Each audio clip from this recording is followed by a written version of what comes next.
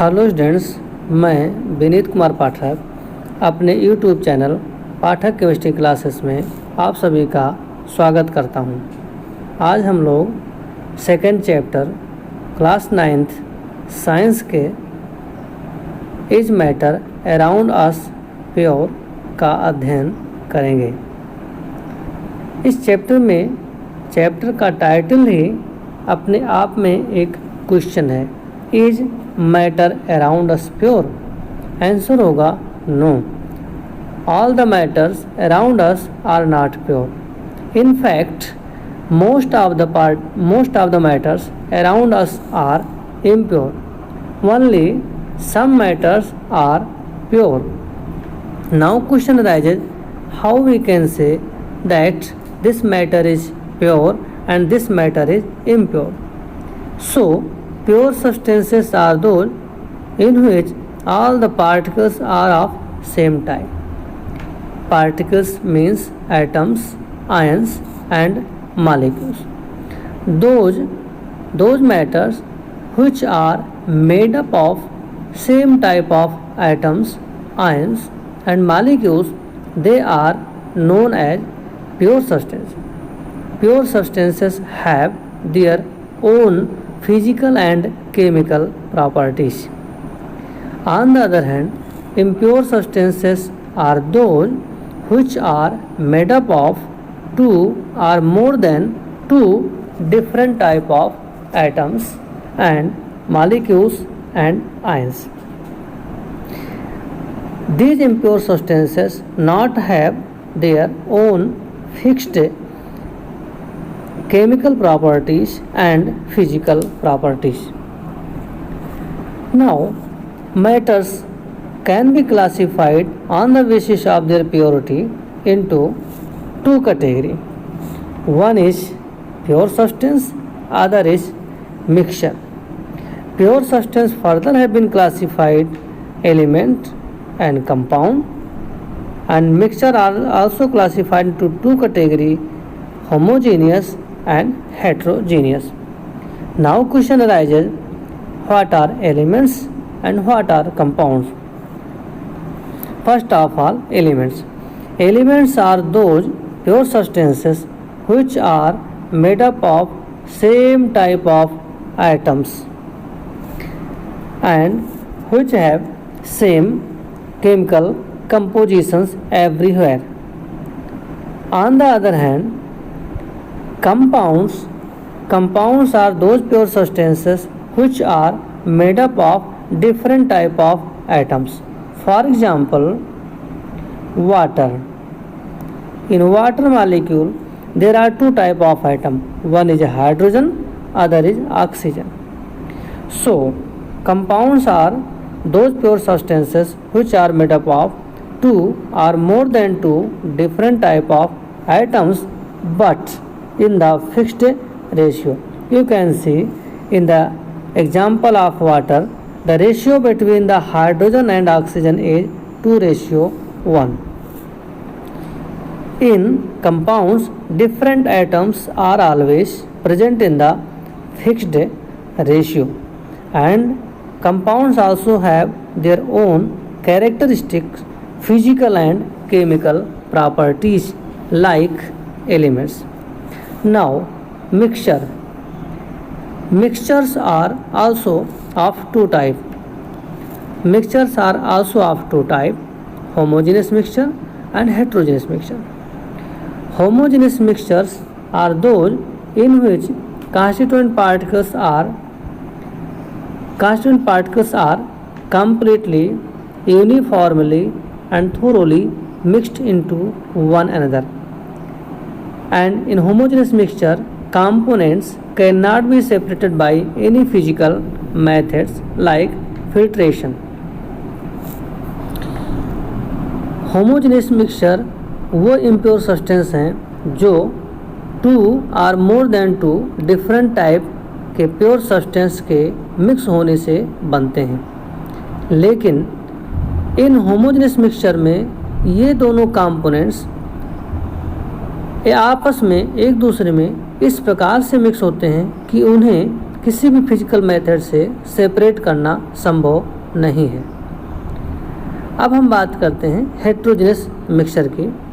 Heterogeneous mixture वो impure substance है जो दो या दो से ज़्यादा टाइप के प्योर सब्सटेंस के आपस में मिक्स होने की वजह से बनता है। लेकिन इन हेट्रोजेनस मिक्सचर हम उन डिफरेंट प्योर कंपोनेंट्स को किसी भी फिजिकल मेथड से हम सेपरेट कर सकते हैं। जैसे कि हम सैंड और वाटर को अगर सेपरेट करना चाहें तो आसानी से फिल्टर करके सेपरेट कर सकते हैं। इसका मतलब हुआ सैंड और वाटर ये हेट्रोजेनस मिक्सचर हैं। होमोजेनस मिक्सचर का एग्जांपल है वाटर और साल्ट। नमक को अगर हम पानी में मिला दें तो जो सॉल्यूशन बनेगा उन सॉल्यूशन को हम आसानी से फिल्टर करके सेपरेट नहीं कर सकते। इसका मतलब उसमें साल्ट और वाटर दोनों एक दूसरे में कम्प्लीटली यूनिफॉर्मली थोरोली मिक्स्ड हैं। So mixtures are of two type, homogeneous mixture and heterogeneous mixture. Homogeneous mixtures are those in which two or more than two pure substances are mixed into one another thoroughly, completely and uniformly, and their components cannot be separated by any physical method. On the other hand, in heterogeneous mixture, components are not completely mixed, not uniformly distributed, not thoroughly mixed, and their components can be easily separated by any physical methods. Now, what is mixture? Again, you can note down this definition. Mixtures are constituted by more than one kind of pure form of matters which are not chemically combined together. For example, milk, soft drink, soil and minerals, etc. Now, homogeneous mixture. Homogeneous mixtures are those mixtures in which substances are completely mixed. Those mixtures in which pure substances are completely mixed together and are indistinguishable from one another. इसमें pure substance एक दूसरे में इस प्रकार से mix होते हैं कि उन्हें पहचानना मुश्किल होता है। जैसे एग्जाम्पल है salt solution and copper sulphate aqueous solution. All homogeneous mixtures are called solution. जितने भी होमोजेनस मिक्सचर होते हैं उनको हम सॉल्यूशन कहते हैं। इसका एग्जाम्पल है अल्कोहल एंड वाटर का मिक्सचर, पेट्रोल एंड ऑयल का mixture, soda water, soft drink etc. Again, next heterogeneous mixture. Heterogeneous mixture are those mixture in which components are not completely mixed, not uniformly distributed, and they are physically distinct parts in the mixture, and their components can be easily separated by any physical method. For example, sugar and sand can be easily separated. Blood in the RVC, WVC and liquids can be separated. Soap solution, polluted air, all these things are heterogeneous mixtures because they are not completely, because their components are not completely mixed and uniformly distributed throughout the mixture. So, again, solution have been classified into three categories: solution, suspension and colloids. Solutions are also called true solution. So solutions have been classified further into three categories: true solution, suspension and colloids. True solutions commonly known as solution. Now every solutions have two components. One is called solvent, other is called solute. Solvents are the large part of the solution and solute are the lesser part of the small part of the solution. Solvents are the component of solution that dissolve others. Solvent हम solution के उस component को कहते हैं जो दूसरे component को dissolve कर लेता है। And solute is the component that get dissolve in the solvent. Solute हम उसको कहते हैं जो सॉल्वेंट में डिजॉल्व हो जाता है और इसके अमाउंट कम होता है सॉल्यूशन में। सॉल्वेंट हम उसको कहते हैं जो दूसरे कंपोनेंट को अपने में डिजॉल्व कर लेता है और ये मोर अमाउंट में होता है, लार्ज अमाउंट में होता है। अब हम बात करेंगे सॉल्यूशन का example. Solution of sugar in water, solution of iodine in alcohol, aerated drink like soda water. Here is a mixture of gas in gas. Now, in the first example, a solution of sugar in water. In this case, sugar get dissolved in water. Sugar is present in lesser amount, water is present in large amount. Therefore, sugar is solute and water is solvent. Now, solutions. What are solutions? Solutions are also called true solution. We have already discussed this. Solution is a homogeneous mixture of two or more substances. For example, lemonade, soda water, etc. We can also have solid solution. Solid solutions example is alloy, and we also have gaseous solution, that is air. Now, properties of solution. Solutions are homogeneous mixture. The particles of solutions are small in size. Their sizes are less than 1 nanometer. Remember, this solution is also called true solution. Solution को हम true solution भी कहते हैं.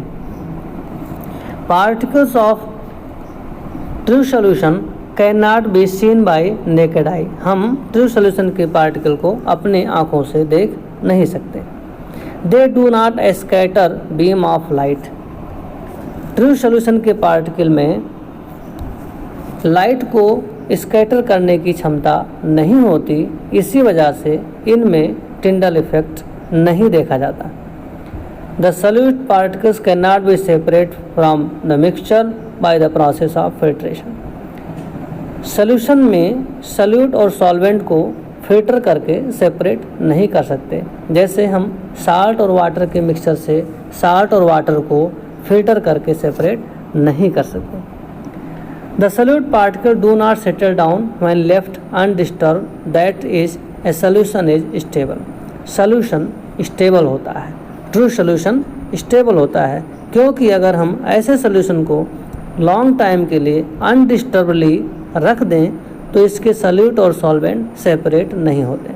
अगर हम नमक और पानी के मिक्सचर को एक दिन के लिए ऐसे ही रख दें तो आप देखेंगे नमक पानी में सेटल डाउन नहीं होता, जबकि सैंड और वाटर के मिक्सचर को अगर हम रख दें तो सैंड धीरे धीरे ग्लास के बॉटम में सेटल डाउन हो जाता है और इस प्रकार से सैंड और वाटर सेपरेट हो जाते हैं.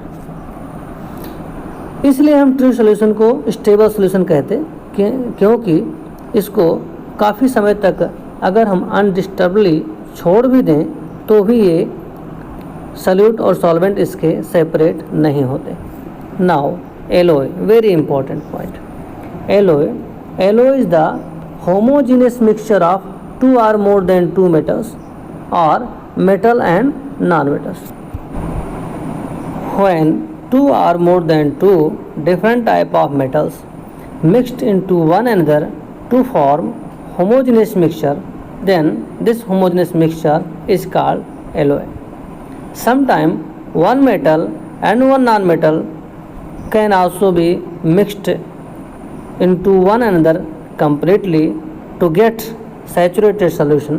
Such saturated solutions are also called alloy. Iron alloy cannot be separated into their components by physical method.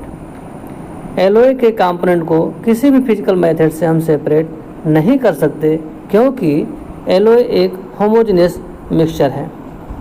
But still An alloy is considered as mixture because it shows the property of its constituent and have variable composition. हम alloy को mixture कहते हैं क्योंकि alloy में components की properties साफ साफ दिखाई पड़ती हैं और एलोयज के कंपोजिशन को इंक्रीज और डिक्रीज किया जा सकता है। एक एग्जांपल है एलोय का ब्रास में 30% जिंक होता है और 70% कापर होता है। Now concentration of solution. Concentration किससे कहते हैं?